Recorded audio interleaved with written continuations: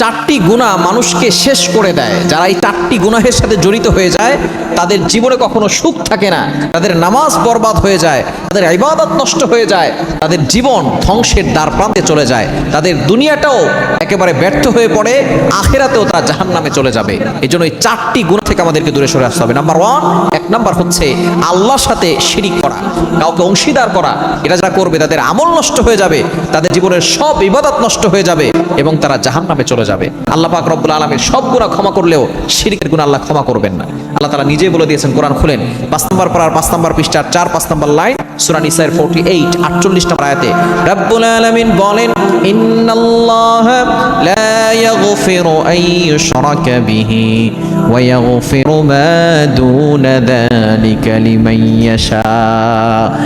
আল্লাহ পাক রব্বুল আলামিন সব গুনাহ ক্ষমা করবেন, কিন্তু যারা শিরিক করবে তাদের গুনাহ আল্লাহ ক্ষমা করবে না। এজন্য এক নাম্বার গুনাহ হচ্ছে শিরিক থেকে দূরে সরে আসতে হবে।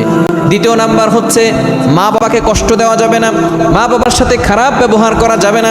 অনেক সন্তান আছে মা বাবার সাথে বাজে ব্যবহার করে মা বাবাকে বকা দেয়।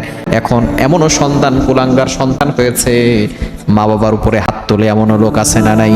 খবরদার, মা বাবার সাথে বেয়াদবি করা যাবে না। আল্লাহ পাক রব্বুল আলামিন নামাজের কথা বলেছেন, রোজার কথা বলেছেন, হজের কথা বলেছেন, শুধু বলেছেন তোমরা নামাজ পড়ো, নামাজ কায়েম করো। কিন্তু আল্লাহ তাআলা যেখানে পিতামাতার কথা বলেছেন সেখানে তিনি ব্যাখ্যা করছেন। কোরআন খুলেন 15 নম্বর পারার 3 নম্বর পৃষ্ঠার 6, 7, 8, 9 নম্বর লাইনগুলোতে সূরা বানী ইসরাঈল 23-24 রব্বুল আলামিন বলেন, ওয়াকাদা রাব্বুকা আল্লা তা'বুদু ইল্লা ইয়্যাহু ওয়া বিল ওয়ালিদাইনি ইহসানা।